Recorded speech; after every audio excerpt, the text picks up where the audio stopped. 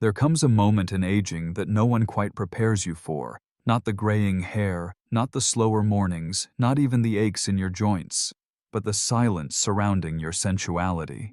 It's as if, somewhere past 60, society quietly expects your desire to vanish, like an old habit you should have outgrown. But let's be honest, desire does not have an expiration date. What if I told you that your capacity for pleasure, connection, and intimacy doesn't just fade with time, it evolves? That self-pleasure, far from being taboo, can become one of the most profound forms of self-care and self-respect in later life. This video is not about shock or shame. It's about truth, about healing, about reclaiming a part of yourself that the world often asks you to hide. We're diving into a topic that many avoid, but nearly all feel: the intersection between aging and sexual wellness, especially the quiet, personal space of self-pleasure, often misunderstood, judged, or ignored. You deserve to feel good in your own skin. You deserve the kind of connection that feels nourishing, whether with a partner or with yourself. You deserve to talk about these things without fear, shame, or guilt. So let's begin, honestly and gently, with the truths no one ever told you, until now. Truth 1. It's not shameful. It's natural. Shame has a peculiar way of growing in silence, and when it comes to older adults and sexuality, especially self-pleasure, that silence becomes deafening. For decades, society has sent a message, sometimes loud, sometimes subtle, that sex is only for the young, the able-bodied, the beautiful. That desire is something to be outgrown like a teenage phase, and if you dare to still want touch, connection, or even physical relief after 60, you're seen as abnormal, or worse, inappropriate. But the truth is far simpler and far more liberating. Self-pleasure is natural. Not dirty, not shameful, not something to feel guilty about. It is one of the most human acts of self-recognition, and in later life, it often becomes even more meaningful. After 60, many people experience dramatic shifts in their bodies, their relationships, their health. Spouses may pass away. Chronic illness may limit physical intimacy. Hormonal changes may alter libido. And yet, amidst all that, the need for touch doesn't vanish. The need to feel good in your own skin doesn't dissolve. In fact, many seniors describe a new kind of pleasure, less performative, more mindful. Less about finishing and more about feeling. It's not about fantasy or lust in the way younger people may define it. It's about comfort, ownership, healing. Self-pleasure becomes a quiet protest against a world that tries to erase your sensuality. It is a form of reclaiming space, not only in the bed, but in your identity, saying, I still matter. My body still matters. My joy still matters. So why do so many seniors feel ashamed of this most private act? Because no one ever told them they were allowed. Because some were raised in homes where sex was taboo, where touching yourself was called sinful, where pleasure was linked with guilt. Those scripts were never rewritten, so many carry them into old age, alongside heart medication and reading glasses. But here's what no one told you. There is no expiration date on sensuality. There is no moral scale that determines when it's okay to explore your body. You don't need a partner. You don't need permission. You don't need to explain yourself to anyone. What you may need, though, is to forgive yourself for years of silence, self-denial, or discomfort. To gently unlearn the shame that was handed to you without your consent. To realize that you can still feel joy, connection, even arousal in a way that is deeply grounded and nourishing. And no, it's not too late to begin. Masturbation, especially in older age, isn't just about pleasure. It can be a form of meditation, a grounding practice. It can ease chronic pain, reduce stress, improve sleep, and release dopamine and oxytocin, hormones that directly support emotional health. For those who've experienced trauma, loss, or loneliness, it can be a way to reconnect with a part of themselves they thought was long gone. There's also the simple truth: you are still here. Your heart still beats. Your skin still responds to warmth, to softness, to loving touch. And that alone is reason enough.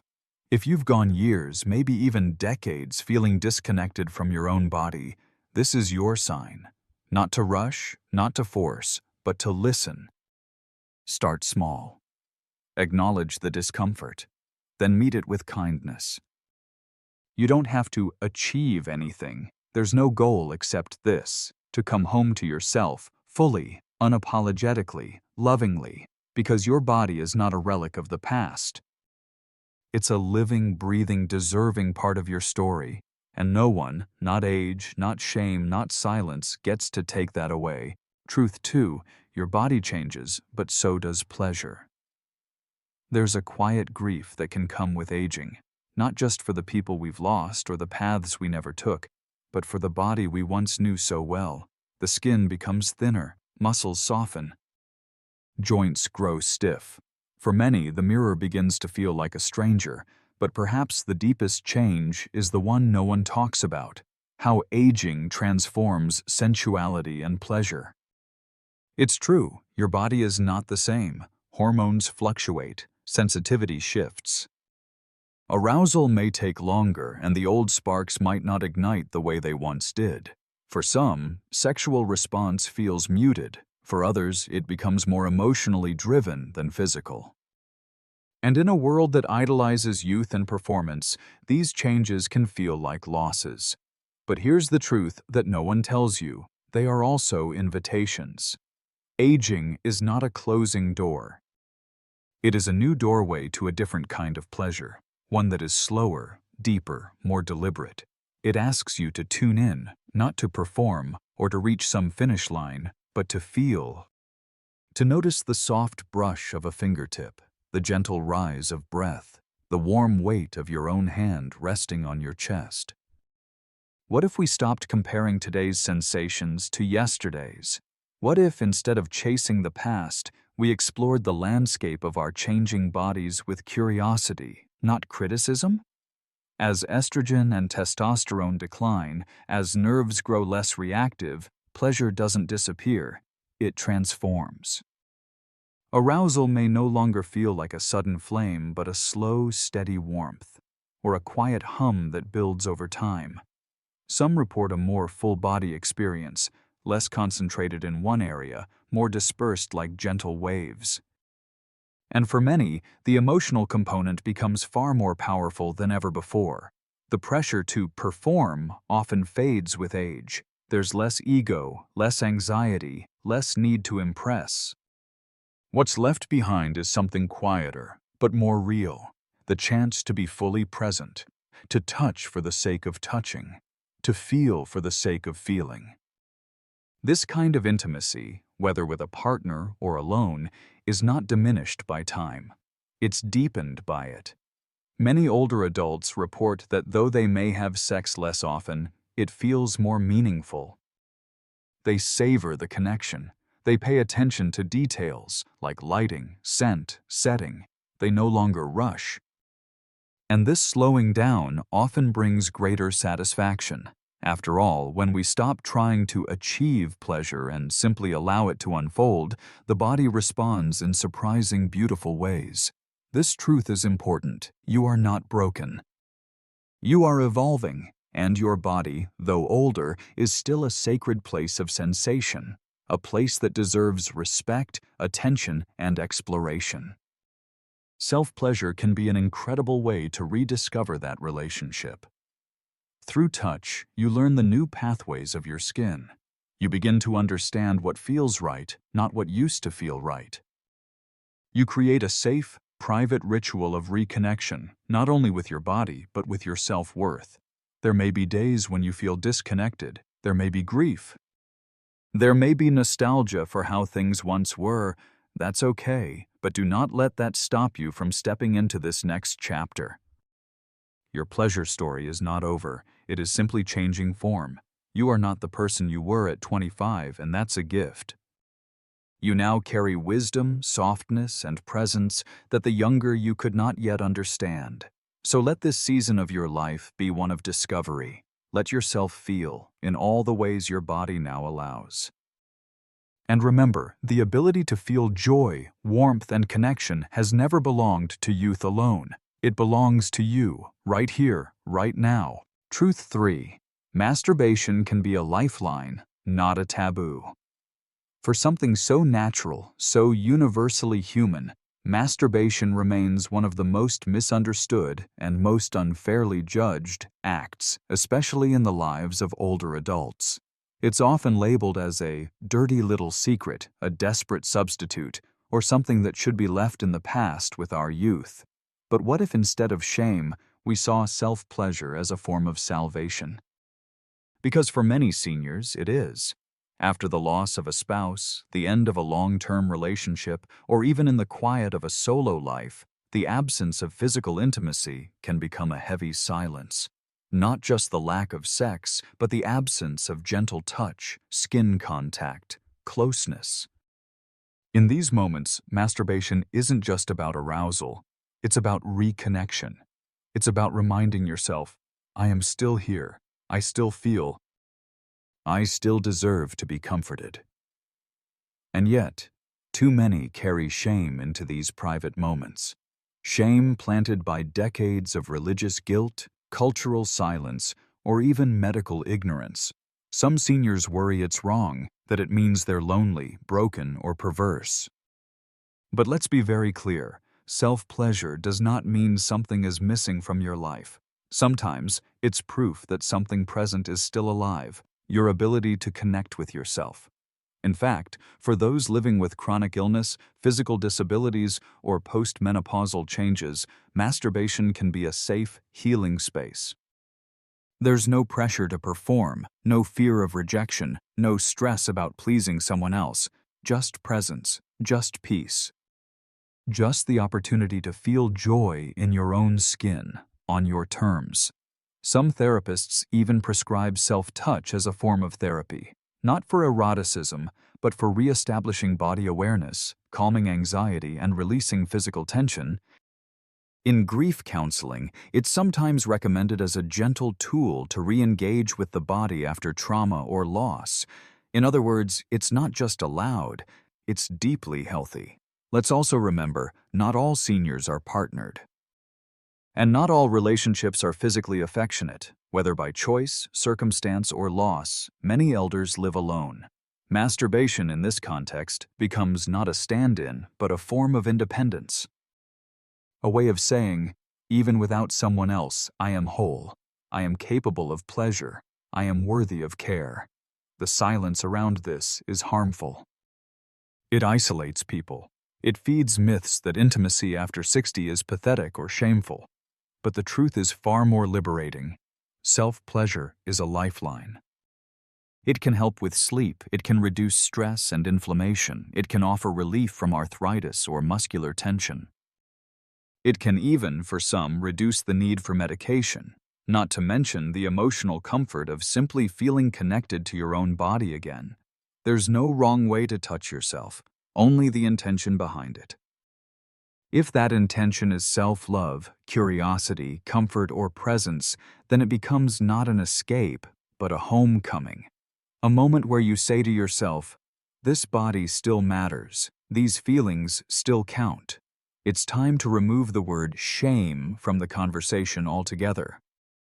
Because what's really shameful is the way society taught us to disconnect from ourselves, to treat our pleasure like a guilty secret rather than a sacred right. But that ends now. You are allowed to feel, you are allowed to seek comfort, you are allowed to explore. And yes, you are allowed to do it all, without shame, without apology, and without needing anyone's permission.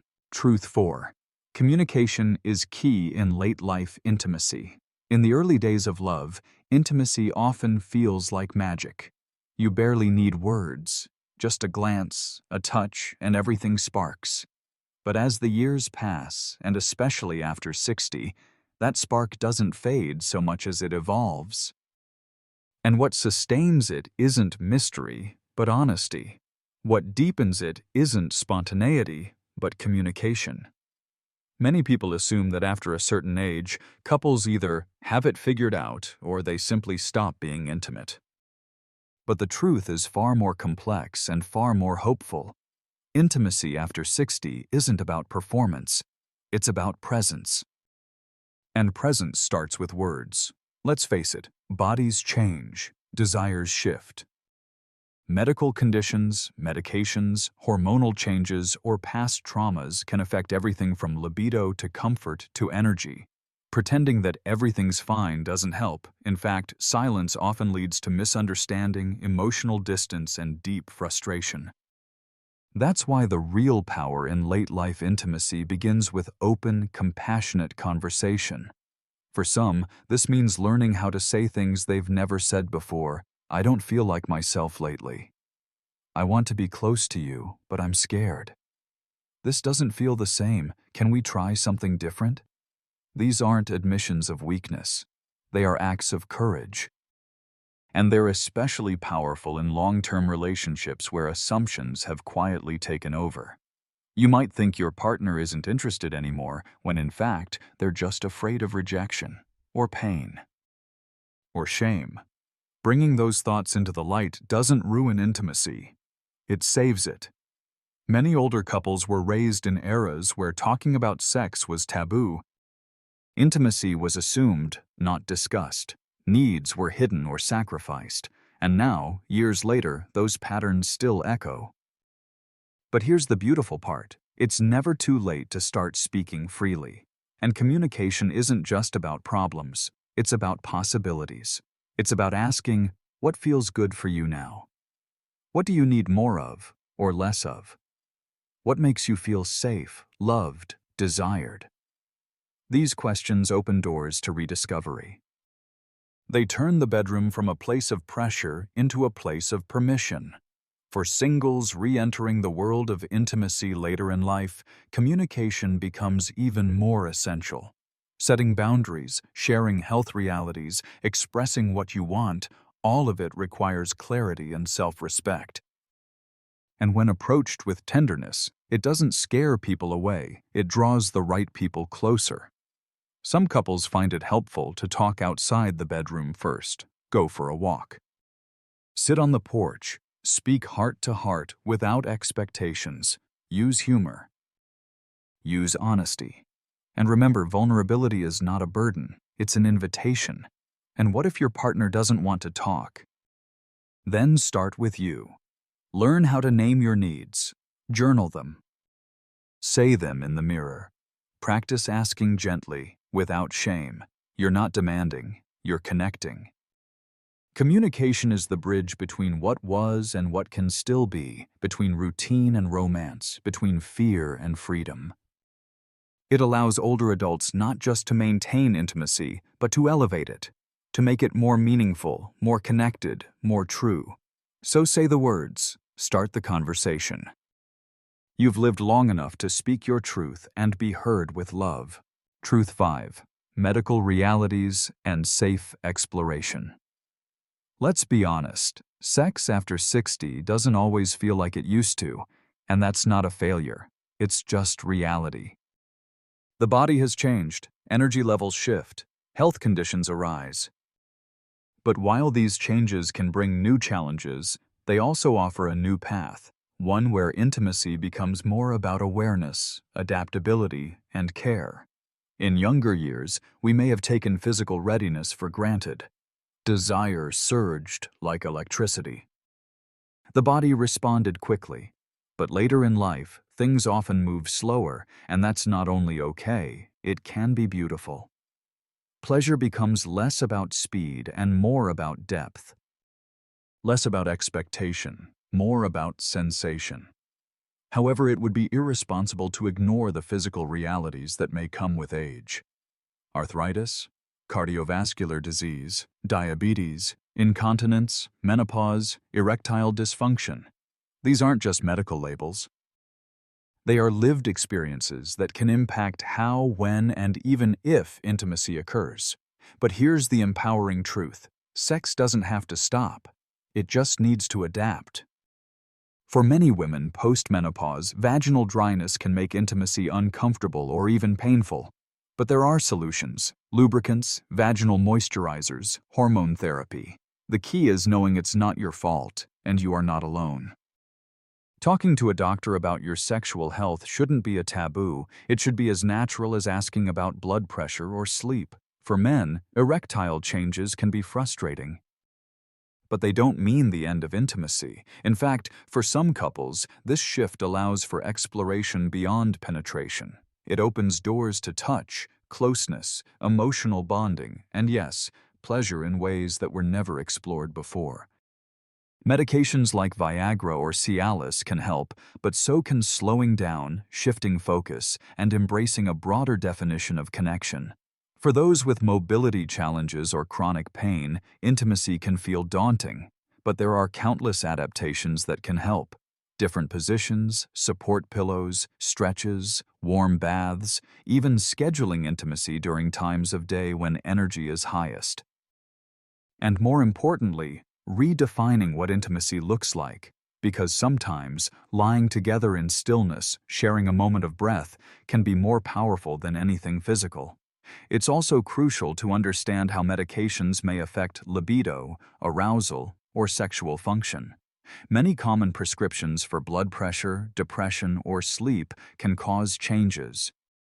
If something feels off, it's not necessarily psychological. It might be chemical. Don't be afraid to talk to your doctor. Ask for alternatives. Bring this part of yourself into the room. It deserves care too. And yes, protection still matters. Older adults may be past childbearing, but sexually transmitted infections, STIs, remain a concern, especially in new relationships. Condoms, testing, and honest conversations are not just for the young, they are for anyone choosing to love and explore at any age. Perhaps the most important message is this: safe intimacy isn't boring, it's empowering. It gives you the freedom to fully enjoy without fear or shame. When you listen to your body, adjust for its needs, and approach touch with care, intimacy becomes not just possible, it becomes more meaningful. This stage of life invites a different kind of sensual wisdom. One where tenderness matters more than perfection, where knowledge replaces anxiety, where connection is cultivated, not rushed. You don't have to do it like you used to. You just have to do it in a way that feels right for who you are now. Truth 6.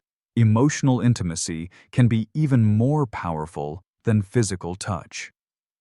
There is a kind of intimacy that doesn't require skin. It doesn't need bare bodies or candlelit rooms. It doesn't even need words sometimes.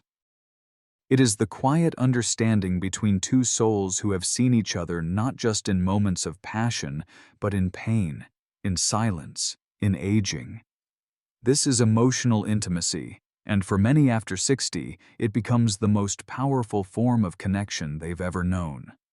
Our culture glorifies physical attraction.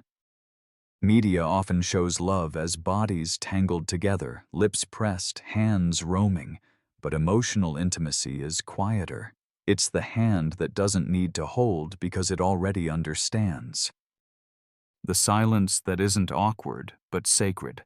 The comfort in knowing someone remembers how you take your tea and how you cried when your father died. As we age, the need for emotional intimacy doesn't disappear, it grows. Why? Because we've lived through enough to know that bodies change, beauty fades, and energy isn't endless. But a shared gaze across the dinner table, a knowing smile in the morning light, a laugh over nothing at all, these become the new forms of seduction. Emotional intimacy means being seen fully, without judgment. It means someone knowing your fears and still staying. It means having conversations that go beyond, "How was your day?" to, "What makes your heart ache lately?" or, "What part of yourself have you been hiding?"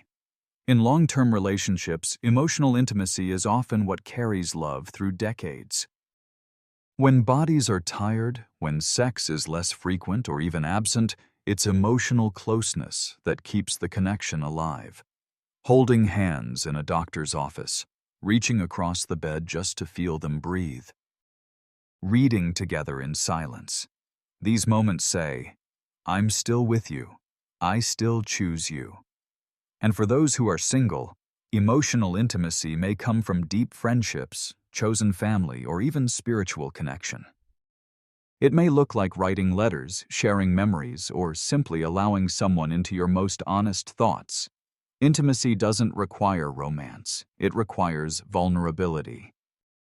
In fact, for many people in their later years, the most erotic thing is not the body, it's the mind. It's being listened to, understood, touched emotionally before being touched physically.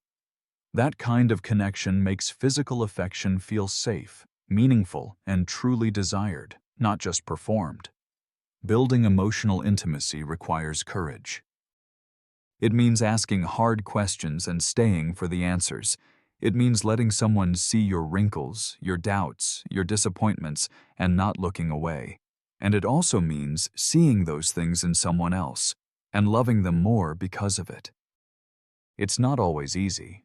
Many of us were never taught how to speak from the heart. We were raised on silence and survival. But it is never too late to learn. Start small.